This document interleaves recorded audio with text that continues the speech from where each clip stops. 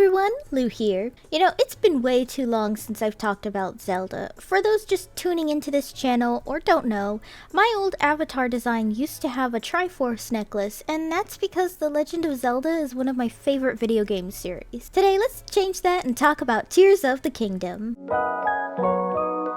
Tears of the Kingdom is the sequel to the critically acclaimed Breath of the Wild for Nintendo Switch that released on May 12, 2023, to critical acclaim once again in its gameplay and design. However, the story was just lost for most. In this review, I will be spoiling both Breath of the Wild and a large majority of Tears of the Kingdom's story, so if you don't want to be spoiled, then I highly recommend clicking off and finishing either game. However way you plan to enjoy this game, whether that's by watching someone else or playing it yourself. Development-wise, when it comes to Nintendo, a lot of things are kept really tight-lipped, unfortunately, so I don't know things like what inspired the team to make the new mechanics, other than maybe watching the community online do some crazy shit with random metal pieces they found on the ground anyway. I'll also be unable to do a gameplay showcase because I don't have a capture card for my Switch, and my computer could barely handle emulating Breath of the Wild on the Wii U emulator, and a large majority of Tears of the Kingdom's puzzles rely heavily on some form of motion control, so I doubt I'd get that far anyway. Alright though, let's start with the story.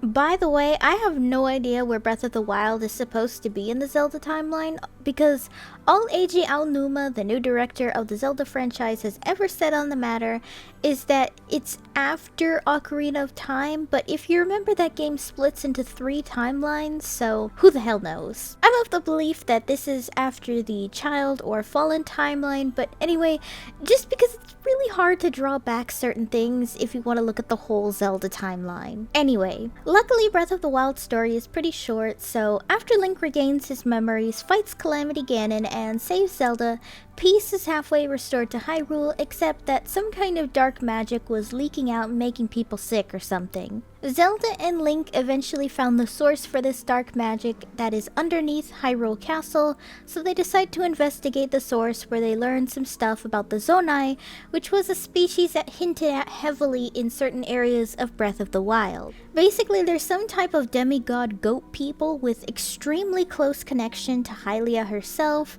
so when the Hylians descended, presumably after Skyward Sword, the Zonai were the ones living on land, I think? That's what I pieced together and what makes the most sense to me anyway. Zelda and Link discovered the dehydrated Snickers-eating corpse of Ganondorf being held down by some dead guy's hand, just staying like this for thousands of years underneath Hyrule Castle, and that it's implied everyone in the royal family knew, but Zelda. So what the fuck, dude? Ganondorf's corpse comes back to life and attacks both of them, but Link protects Zelda, which causes his hand to be literally burned and destroyed by darkness, not to mention putting him right back at dogshit stamina and 3 hearts. Zelda, meanwhile, fell into an abyss when the ground fell, where her powers as the reincarnation of Hylia caused her to teleport into the past thousands of years ago when Hyrule was founded. Now, in Zelda lore, it's been heavily debated regarding whether or not there is a 4th goddess with the power of time, but I think this game finally confirms that Hylia also had the powers of time.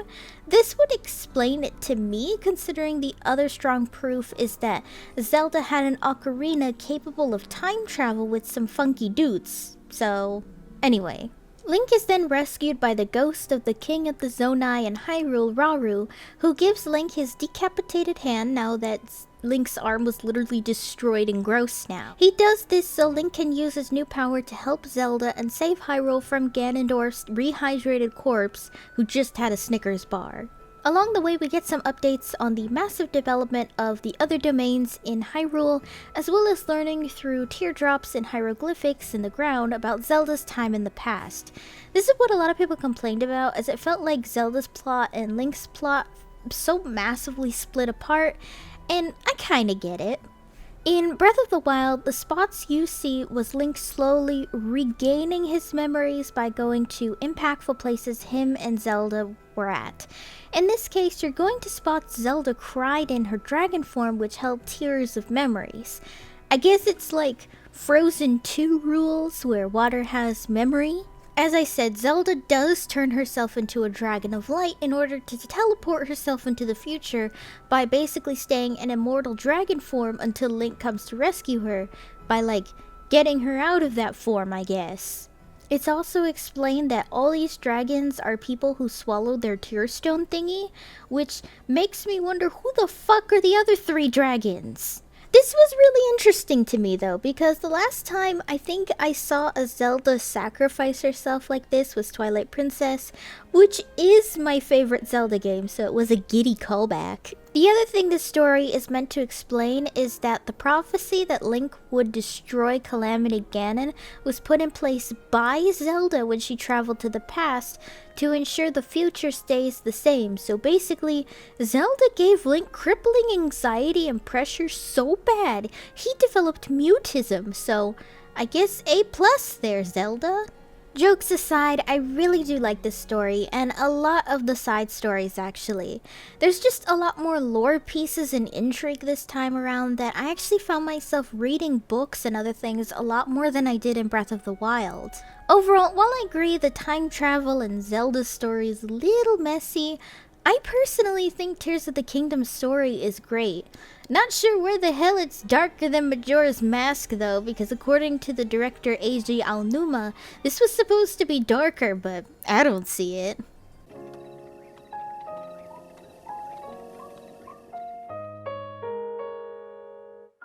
The gameplay this time was genuinely a lot harder than the first game. I hardly died in Breath of the Wild, but this game, I died pretty much 5 times every play session, which is usually a few hours. This is mainly as enemies are stronger, hit harder, and can be much bigger, which means dodging and blocking is harder. At least for me, goodness knows how many times I've got my ass handed to me by those Bokoblin bosses and Hinoxes. And don't get me started on the Lynels in this game. I sucked at fighting Lynels in the first game, but this time, I need some kind of miracle or get good, cause goodness daring me, I have only killed 1 Lynel, literally once, at the time of writing this video. And don't get me started on Gleeoks. I literally had to ask my brother for help just to kill a single Gleeok. I do genuinely appreciate the difficulty though, as I found myself cooking more and actually developing skill this time around. Speaking of skill and development, I love the new fusion and building mechanic. The idea of this is that the gloom magic of Ganondorf has destroyed all the metal swords in Hyrule, so you use your new fuse ability to fuse items to weapons, or weapons to each other to create stronger weapons. You can literally fuse anything too, from an apple to the claw of a dragon. Weapons still break, but it doesn't feel as gut-wrenching to lose that high-powered sword when you have like 20 of that item to make it again. You can also build literally anything in this game, from scooters, tanks, hot air balloons, to literal planes. The sky is the limit on the creativity you can make on the build mode from Zonai parts, which you obtain via gacha machines across all the maps of Hyrule, both in the sky and in the land. Which, by the way, there's also 3 maps now. The Sky, Hyrule, and the Depths.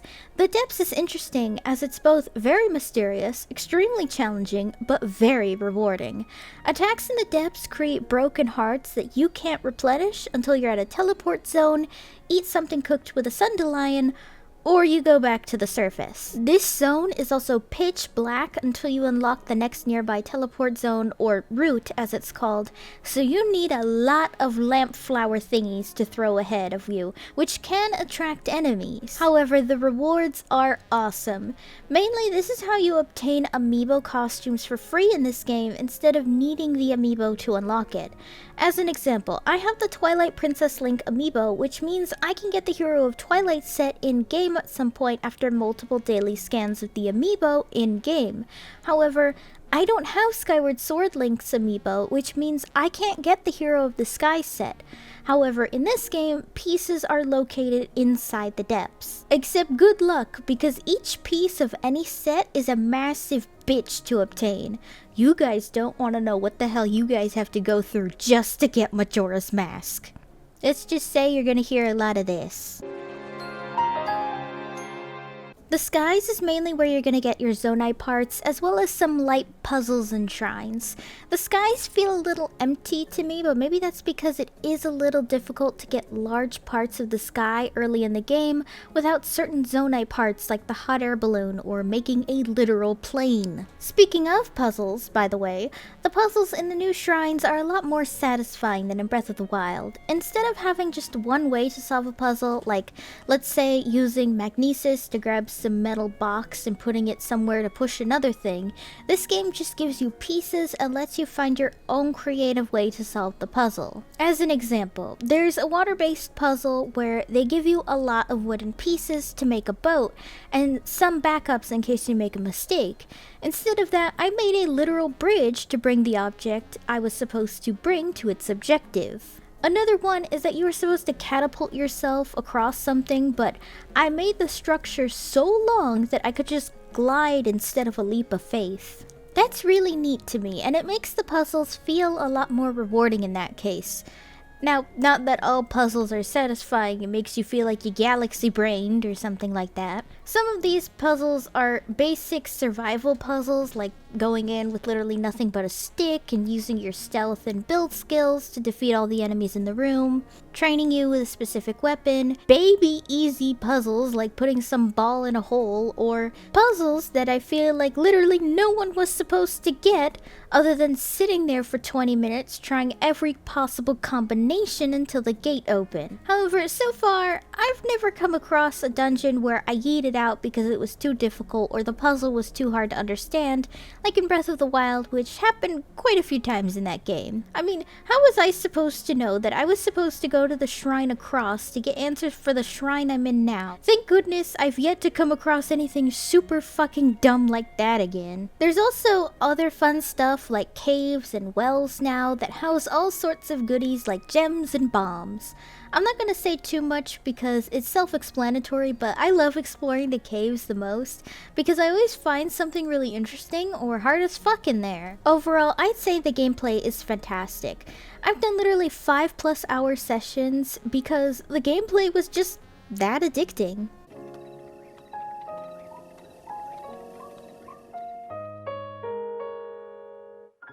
As a massive Zelda fan, I love Tears of the Kingdom, and it's basically become my new second favorite Zelda game of all time. I'd say my favorite, but literally nothing can beat my undying love for Twilight Princess, which, by the way, if you guys want a review for that, let me know down below, because I'd love any opportunity to discuss my favorite games. With its great story, fantastic gameplay, and wonderful visual design, I can't help but recommend this game to literally anyone willing to hear. I mean, as long as that person can play harder games, because I know some people just want to play The Sims 4 and chill out, which is also my vibes. Let me know down below what you guys think of this game. I'd love to hear your thoughts on it and maybe what your favorite part of the game is. That'll be it for this video, so thank you guys so much for watching this video, and if you have any requests or thoughts, be sure to let me know down below. Hey guys, thanks for watching! If you liked the video, be sure to give it a thumbs up and consider subscribing if you're new. If any of you would like to help support my channel in any possible way, my Ko-fi page is down below in the description, along with all of my social media. For any subscribers, new or old, who'd like to help with video ideas, or maybe just want to talk about anime or something, I have a fan server linked down below. See you next time!